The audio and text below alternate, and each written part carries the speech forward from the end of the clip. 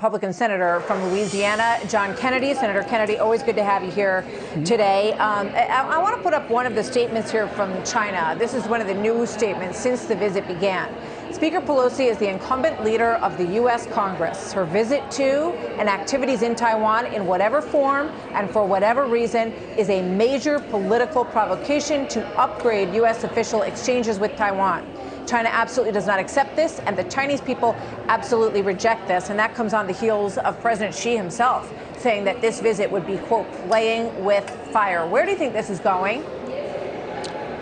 Well, Martha, I support Speaker Pelosi's trip to Taiwan unconditionally, but with an explanation. As petty and self-absorbed as Washington looks like from the outside, you ought to see it from the inside.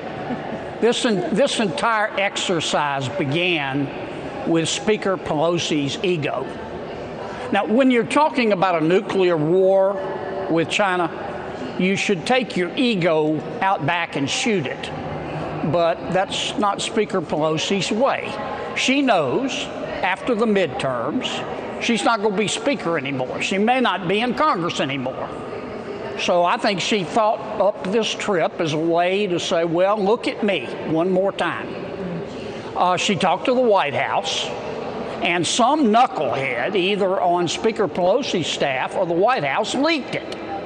And on top of that, President Biden spoke publicly about it and said, oh, well, maybe she shouldn't go.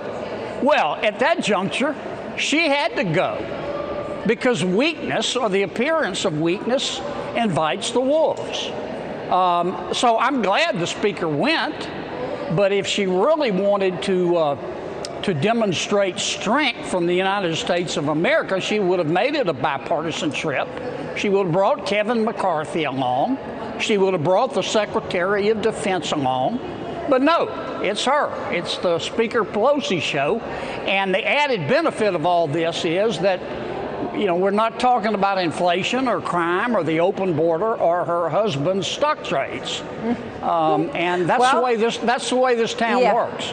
Well, you know, I think that's insightful, and there's probably quite a bit of truth in what you say. This is a legacy trip, to be sure. The last person to do it was Speaker Gingrich 25 years ago, and Nancy Pelosi will have the recognition for doing that. But nonetheless, I want to listen to the language difference here, because, you know, I think a lot of people watch this story and they say, well, where do we stand on Taiwan? Do we want them to be free and independent? But here's John Kirby and what he said about that. Watch this. We have said that we do not support Taiwan independence, and we have said that we expect cross-strait differences to be resolved by peaceful means. So the policy is that we do not support Taiwan independence. But I think it's a head scratcher, because here's Nancy Pelosi's statement.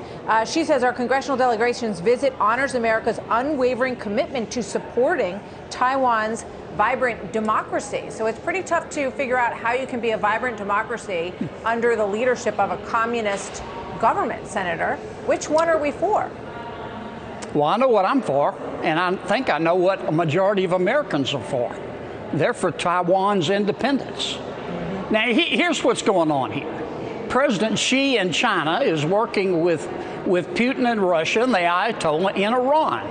And their ultimate goal is to have Russia dominate Eastern and Central Europe, have Xi and China dominate the Indo-Pacific, which of course includes Taiwan, and move into sub-Saharan Africa, and have the Ayatollah dominate the Middle East.